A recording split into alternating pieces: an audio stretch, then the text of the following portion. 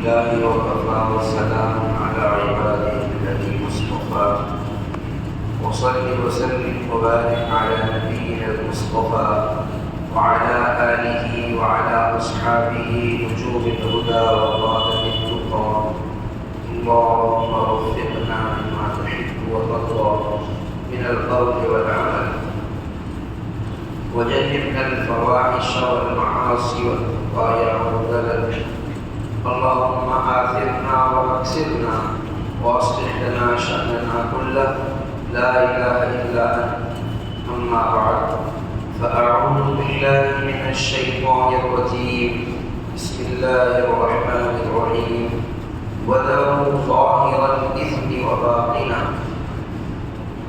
إن الذين يكسبون الإثم سيجزون بما كانوا يقترفون صدق اللہ العظیم۔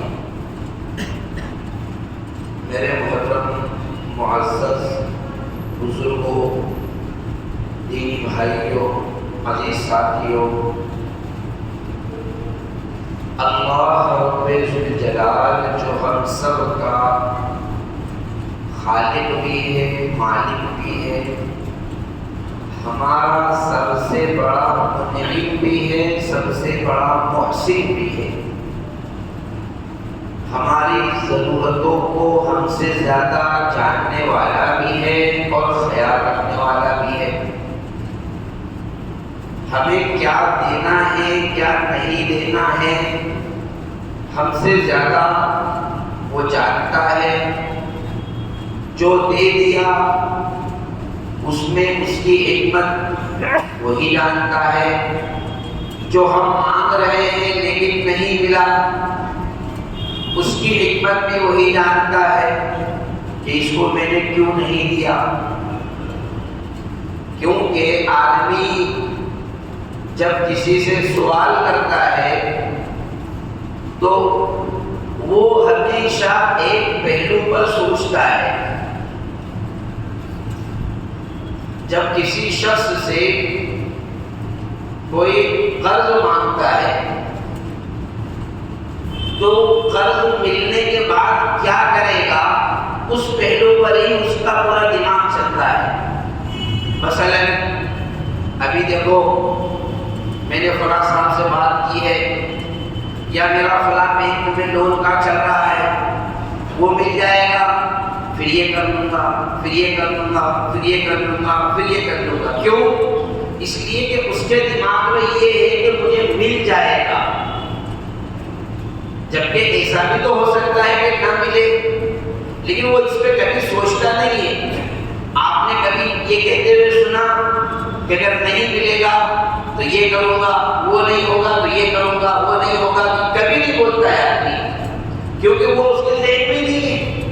اس کے ذہن میں تو ہمیشہ یہی رہتا ہے کہ میں جو چاہ رہا ہوں مجھے مل جائے۔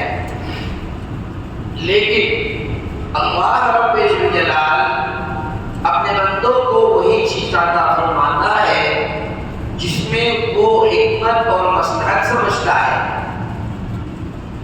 رمضان المبارک کا دوسرا عشرہ چل رہا ہے، آج 15واں روزہ ہے، اور اللہ تبارک و تعالیٰ نے اس دوسرے عشرے میں حضرت جناب نبی کریم صلی اللہ علیہ وسلم کی زبانی امت کو یہ کہلوایا ہے کہ یہ مغفرت کا مہینہ ہے، مغفرت کا عشرہ ہے۔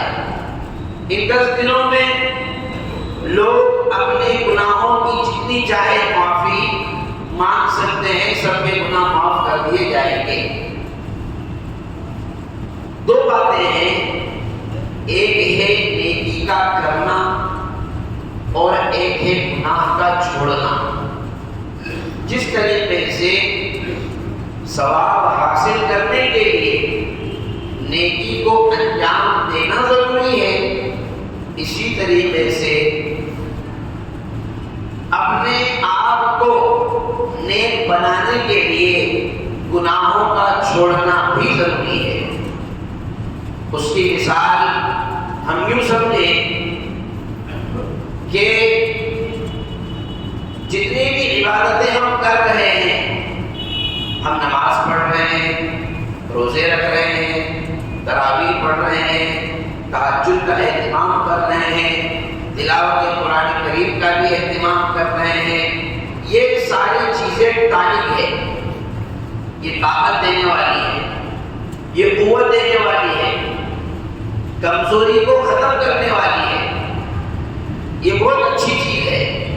لیکن ان کے ساتھ ساتھ میں وہ چیزیں جو اس ٹانک کو کمزور کر دے، جو اس ٹانک کے اثر کو بھی بے اثر کر دے، ظاہر سی بات ہے اگر پرہیز نہیں کیا گیا، وقت پر آپ دوائی لے رہے ہیں، جتنی ڈاکٹر نے کہی اتنی ہی لے رہے ہیں، جیسا کہا ویسا ہی لے رہے ہیں، جس وقت بتلایا اسی وقت لے رہے ہیں، لیکن اگر پرہیز نہیں ہو پا رہا ہے تو پھر اس کی مثال ایسی ہو گئی، ایک صاحب کو شوگر تھی، یہ مثال ہے، ایک صاحب کو مثلا شوگر ہو گئی، ڈاکٹر صاحب کے پاس گئے، کہا 500 ہے، آپ کی شوگر 500 ہے، کیا کھاتے ہیں؟ کہا ڈاکٹر صاحب کچھ نہیں، صرف ایک چھوٹا سا لڈو روزانہ کھاتا ہوں، ایک چھوٹا سا لڈو کھاتا ہوں۔ ڈاکٹر صاحب نے کہا کل سے آدھا کر دو، اس کو کل سے کیا کر دو، آدھا کر دو۔ 8 دن کے بعد پھر چیک اپ کے لیے گئے، 520 ہو گئی، پہلے ایک لڈو کھاتے تھے تو 500 تھی، اب آدھا کرنے کے بعد 520 ہو گئی۔ تو ڈاکٹر صاحب نے پوچھا کیسے، کیا کھاتے ہیں؟ کچھ نہیں، آپ نے بتایا آدھا لڈو کھایا تو آدھا کھاتا ہوں، بس فرق اتنا ہے، پہلے ایک اتنا بڑا ایک کھاتا تھا، اب اتنا بڑا بناتا ہوں اس میں سے آدھا کھاتا ہوں، اب یہ اتنا بڑا لڈو بنا لیتا ہوں اس میں سے آدھا کر کے کھا لیتا ہوں، تو وہ جو ایک پہلے تھا وہ آدھا اس سے بھی بڑا ہو گیا۔ اگر یہ بات ہمارے سمجھ میں آتی ہے تو یاد رکھیے میرے بہت اچھے بھائیوں، بزرگوں، عزیز دوستوں، ہم اعمال کر رہے ہیں، لیکن ساتھ ساتھ میں جن چیزوں سے ہمارے یہ اعمال خراب ہو سکتے ہیں، اور وہ چیزیں کیا ہیں؟ گناہوں کو انجام دینا۔ دو الگ الگ چیزیں ہیں، نیکی کا وجود میں لانا یہ ایک عمل ہے، ساتھ ساتھ میں گناہوں کا چھوڑنا یہ بھی ایک عمل ہے۔ ہم نماز پڑھ رہے ہیں لیکن جھوٹ سے نہیں بچ پا رہے ہیں، ہم روزہ رکھ رہے ہیں غیبت سے نہیں بچ پا رہے ہیں، ہم زکوٰۃ دے رہے ہیں لیکن حرام کمائی سے نہیں بچ پا رہے ہیں، ہم قرآن کریم کی تلاوت کر رہے ہیں لیکن لوگوں کو دھوکہ دینے سے اپنے آپ کو نہیں بچا پا رہے ہیں، تو ظاہر سی بات ہے یہ سارے کے سارے اعمال ہمارے اچھے ہیں، لیکن ہماری برائیاں ان اعمال کی طاقت کو کمزور کر دے رہی ہیں۔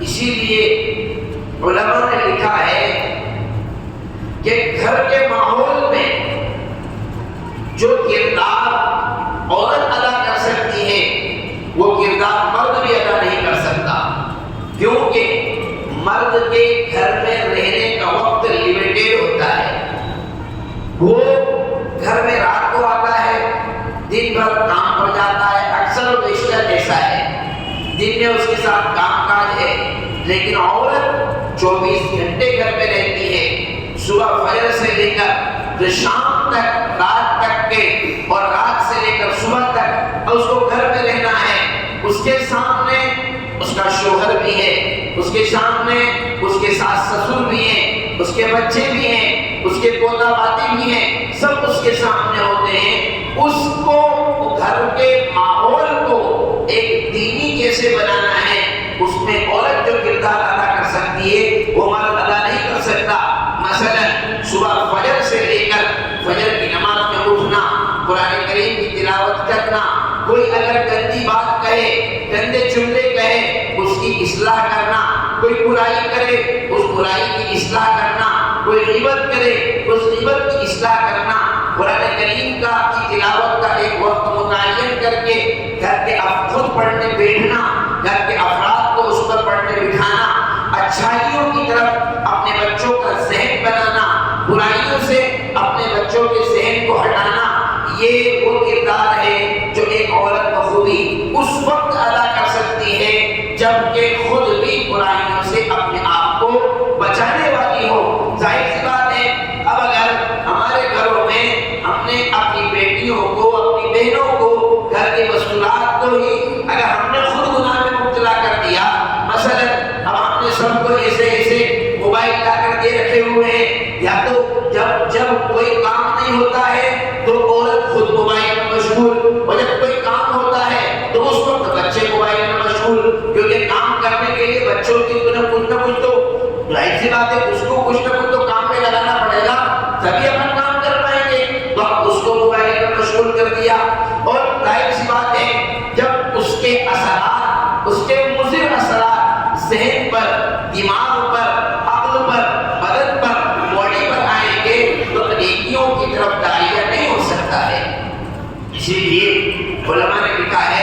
کہ جب آدمی گناہ کرتا ہے تو گناہ کرنے کی وجہ سے سب سے بڑا نقصان، سب سے پہلا نقصان گناہ کی وجہ سے انسان میں احسان فراموشی پیدا ہوتی ہے۔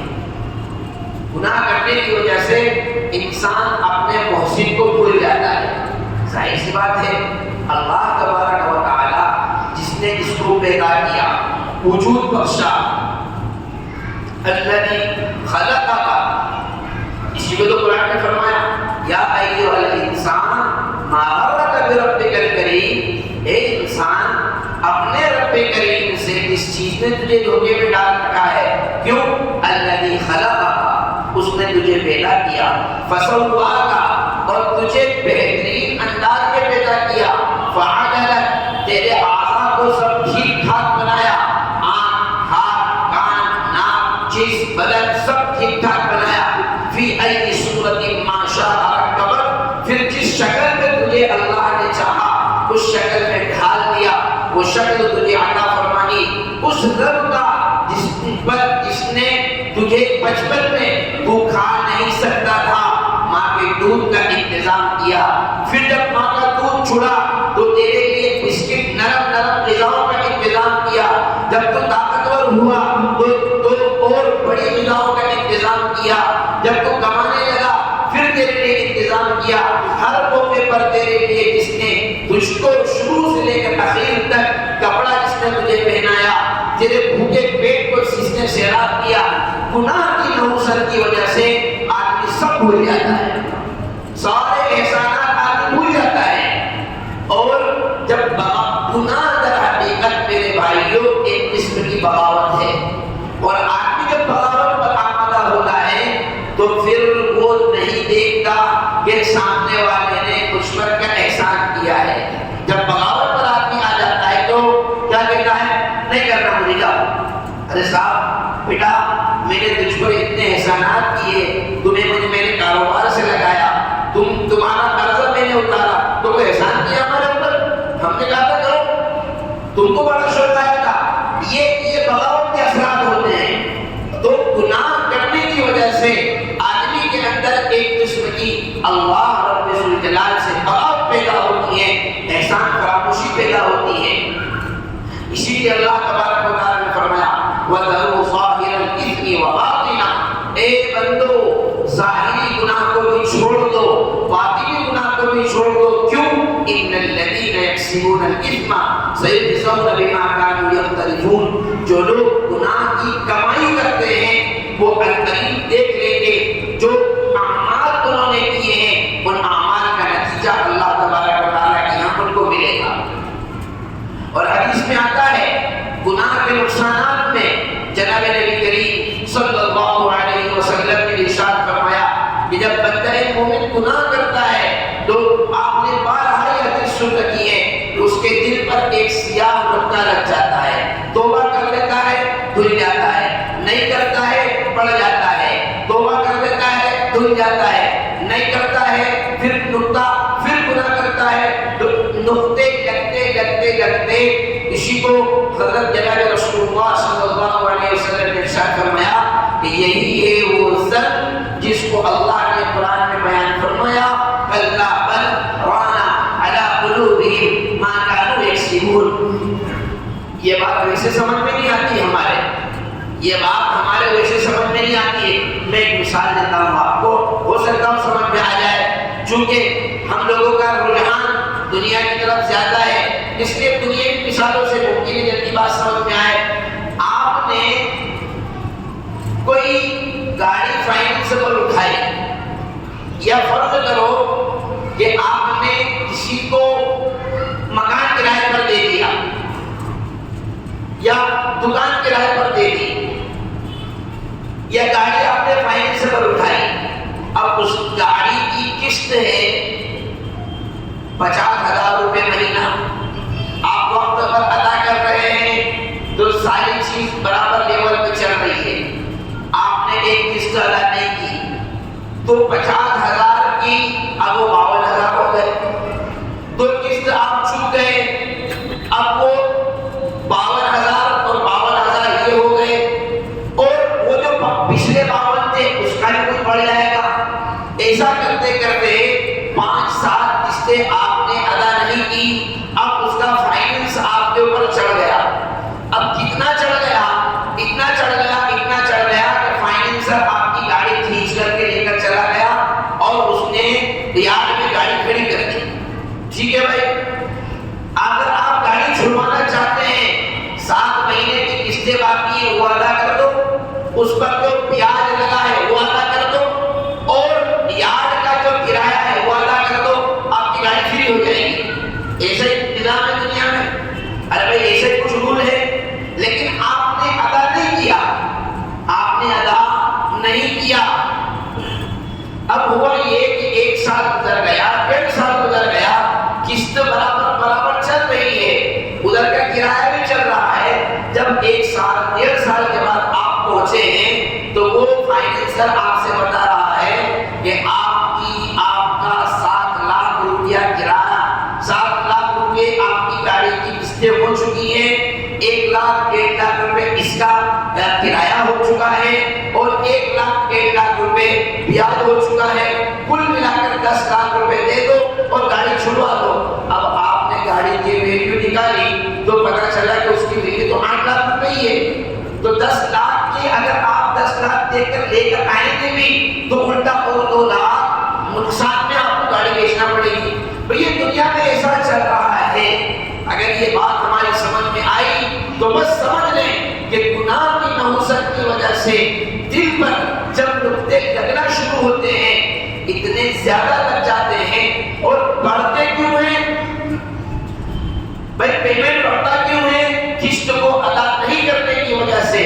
دل کے گناہ کے نقطے بڑھتے کیوں ہیں؟ توبہ نہ کرنے کی وجہ سے.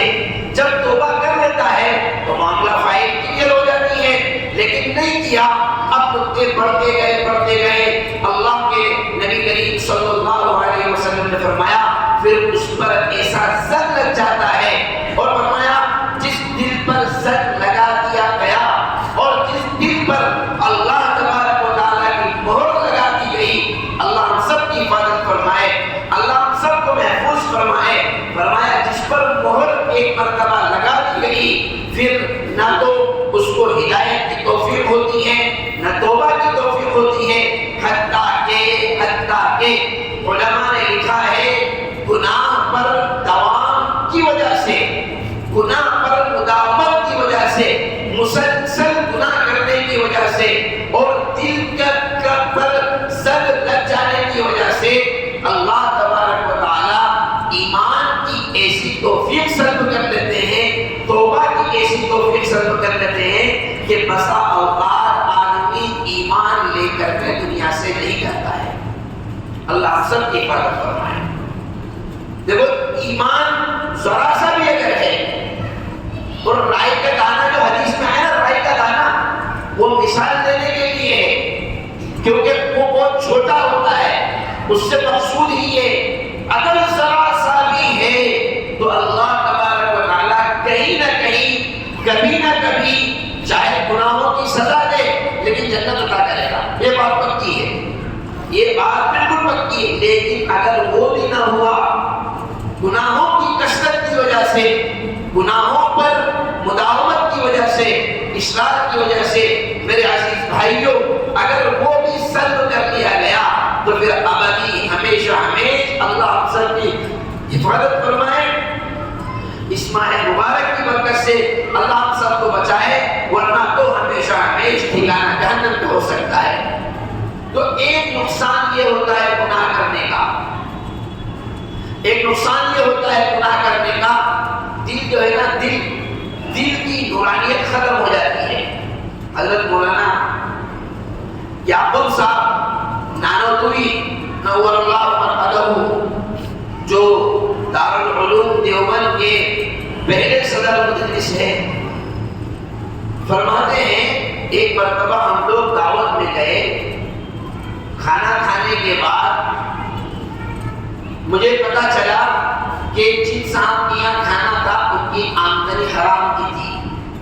فرماتے ہیں میں نے خوب توبہ استغفار کیا، لیکن اس کے باوجود 4 مہینے تک میں اپنے دل میں اس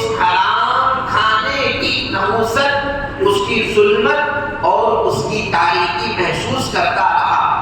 لوگوں نے پوچھا حضرت آپ کو اس کا احساس کیسے ہوگا، آپ کو کیسے پتہ چلا کہ میرے دل میں ظلمت ہے، تاریکی ہے؟ فرمانے لگے کہ میں نے جب وہ کھانا کھایا، توبہ کیا، اس کے باوجود بھی استغفار کرتا رہا، لیکن 4 مہینے تک میرا قلب گناہوں کی طرف، مجھے میرے دل میں گناہوں کے طرح طرح کے جذبات اور طرح طرح کے دائیں پیدا ہوتے رہے، یہ گناہ کر لے، وہ گناہ کر لے۔ یہ ایک حرام کا، ایک وقت کا کھانا کا کھانے کا اثر حضرت مولانا یعقوب صاحب نانوتوی نور اللہ عمر کا وہ بیان فرما رہے ہیں۔ اور آپ نے مشہور واقعہ حضرت ابو بکر صدیق رضی اللہ تعالی عنہ کا سن رکھا ہے کہ حرام کا لقمہ پیٹ میں جانے کے بعد انہوں نے کیا کیا، فوراً اس کو پھینک دیا، الٹی کر دی اس کی۔ کیوں؟ اس لیے کہ جانتے ہیں کہ یہ جب پیٹ میں جائے گا تو دل جو ہے، جو ایمان کی روشنیاں ہیں، اس روشنی پر پردے ڈل جائیں گے، اس روشنی پر کالے پردے ڈل جائیں گے۔ یہ جو لائٹ ہمیں چمکتے ہوئے نظر آ رہے ہیں، آپ اس پر کالی پٹی لگا دو، لائٹ تو جل رہے ہیں، لائٹ تو جلیں گے، لیکن کالی پٹی لگا دینے کے بعد مجھے بتائیے، یہ کالا کپڑا لگا دینے کے بعد کیا ان کی روشنی ابھی بھی ایسی چمکدار رہے گی؟ کیوں؟ اس لیے کہ آڑ لگا دی گئی، پردہ لگا دیا گیا۔ فرمایا گناہوں کی نحوست کی وجہ سے ایسا ہی دل کے اوپر ظلمت کا پردہ لگا دیا جاتا ہے، جس کے بعد میں انسان روز بروز دن بدن مختلف قسم کے گناہوں کے جذبات اس کے اندر پیدا ہوتے ہیں۔ اور لکھا ہے علماء نے کہ گناہ کرنے کی وجہ سے آدمی کی عقل خراب ہو جاتی ہے۔ عقل کا خراب ہونے کا مطلب کیا ہے؟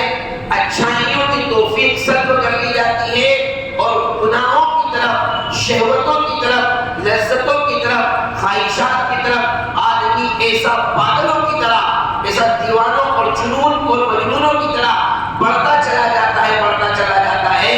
نوافل، سنت تو دور کی بات، فرائض کے اہتمام کی بھی توفیق سلب کر لی جاتی ہے۔ اور یہ بھی لکھا ہے کہ گناہوں کی نحوست کی وجہ سے، گناہ جب کثرت سے ہوتے ہیں، اللہ تبارک و تعالی یا تو بارشوں کو روک لیتے ہیں، یا پھر بارش ہوتی ہے لیکن بے موسم بارش ہوتی ہے، بے وقت بارش ہوتی ہے۔ یعنی ایسی بارش ہوتی ہے جب فصلیں پکنے کے قریب ہو چکی اور کسان یہ کہتے ہیں اب بارش نہ ہو تو ہمارا فائدہ ہے، لیکن گناہوں کی نحوست کی وجہ سے اللہ تبارک و تعالیٰ اس وقت بارشوں کو نازل کر دیتا ہے۔ یہ کیوں ہوا؟ اس لیے اسی کو قرآن میں فرمایا ظہر الفساد فی البر والبحر بما کسبت ایدی الناس۔ روئے زمین پر خشکی میں اور تری میں جو فساد برپا ہوا، اس کی بنیاد لوگوں کی نحوست ہے، گناہوں کی کثرت ہے۔ اسی لیے گناہ جب کثرت سے ہوتے ہیں، ہمدردیاں ختم ہو جاتی ہیں، قتل و غارت گیری کا بازار گرم ہو جاتا ہے، لوگ ایک دوسرے کو مارنے کاٹنے پر تلے رہتے ہیں، معافی کا لین دین ختم ہو جاتا ہے، لوگ معاف نہیں کرتے ہیں ایک دوسرے کو۔ پھر یعنی ہم اپنے بارے میں تو ہر آدمی سوچتا ہے کہ میرے ساتھ معافی کا معاملہ کیا جائے، لیکن دوسرے کو معاف کرنا پسند نہیں کرتا ہے۔ کیوں نہیں کرتا ہے؟ گناہ کی نحوست کی وجہ سے۔ یہ سارے اثرات، یہ ساری مضر کی باتیں جو ہمارے اعمال کو خراب کر سکتی ہیں، کیوں ہے؟ اس لیے کہ ہم نے عبادتوں کی طرف توجہ دی، لیکن عبادات کو جو چیزیں خراب کر سکتی ہیں وہ ہے ہمارے گناہوں کی کثرت۔ اس کو ختم کرنے کے لیے ہم نے کوئی پلان نہیں کیا، کوئی علاج نہیں کیا۔ اسی لیے فرمایا گیا کہ دوا جتنی زیادہ فائدے مند ہوتی ہے، اس سے کئی گنا زیادہ فائدے مند پرہیز ہوتا ہے۔ کوئی ڈاکٹر لوگ بتاتے ہیں کہ نہیں بتاتے ہیں کہ آپ کو یہ گوشت نہیں کھانا ہے، مچھلی نہیں کھانا ہے، انڈے نہیں کھانا ہے، چاول نہیں کھانا ہے، میٹھا نہیں کھانا ہے۔ یہ جب آدمی کو بیماری ہوتی ہے تو ڈاکٹر لوگ دوا بعد میں لکھتے ہیں، پرہیز پہلے بتاتے ہیں۔ ایک لمبے چوڑی جسے ہوٹل والا کیسے مینیو گناتا ہے کہ یہ ایسے ڈاکٹر پرہیز کا ایک وہ پوری مینیو گنا دیتے ہیں، آپ کو یہ نہیں کھانا ہے، باقی سب کھانا ہے۔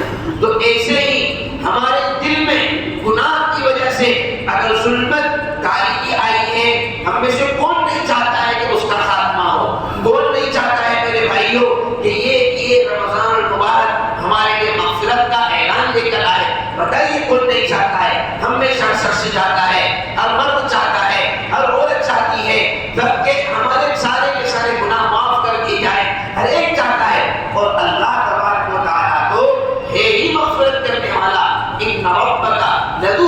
مغفرۃ للناس علی ظلمہم، اللہ تعالیٰ لوگوں کو ان کے ظلم کے باوجود بھی معاف کرنے والا ہے، بڑی مغفرت والا ہے۔ لیکن وہ مغفرت جبھی آ سکتی ہے جبکہ نیکی کے ساتھ ساتھ گناہ کے چھوڑنے کے جذبات ہم اپنے اندر پیدا کریں۔ نمازیں پڑھیں لیکن جھوٹ سے بھی اپنے آپ کو بچائیں، روزے رکھیں غیبت سے بچائیں، ہم اپنے آپ قرآن کی تلاوت کریں لیکن اپنی زبان کو گندے الفاظ کے استعمال سے بچائیں، ہم کاروبار کریں حلال طریقے سے کریں، دھوکے نہ دیں، لوگوں کے مال جن کے ہم نے ڈبا رکھے ہیں ان کو ادا کرنے کی کوشش کریں، ان کو دینے کی کوشش کریں، اگر آپس میں اختلافات ہوں ختم کرنے کی کوشش کریں، معافی تلافی کی کوشش کریں۔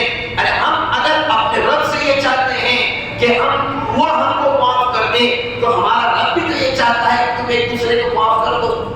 بھائی اس کا بھی تو یہ کہنا ہے وَإِن تَعْفُوا وَتَصْفَحُوا وَتَغْفِرُوا، کہ تم درگزر کرو، درگزر کا معاملہ کرو، معافی کا معاملہ کرو، لوگوں کو ایک دوسرے کے ساتھ خیر خواہی کا معاملہ کرو۔ ہم جس طریقے سے اپنے حق میں اللہ تبارک و تعالیٰ سے اچھا نتیجہ دیکھنا چاہتے ہیں، ایسے ہی اللہ تبارک و تعالیٰ بھی ہم سے اپنے بندوں کے حق میں اچھا ہی دیکھنا چاہتا ہے۔ اللہ تبارک و تعالیٰ اس ماہ مبارک کی برکت سے ہمارے تمام گناہوں کو معاف فرمائے، گناہوں کی نحوست سے ہماری حفاظت فرمائے، گناہوں سے بچنے کی توفیق عطا فرمائے، اور ایک دوسرے کے ساتھ معافی تلافی عفو درگزر کا معاملہ فرمائے۔ وما توفیقی الا باللہ، سنت ہے۔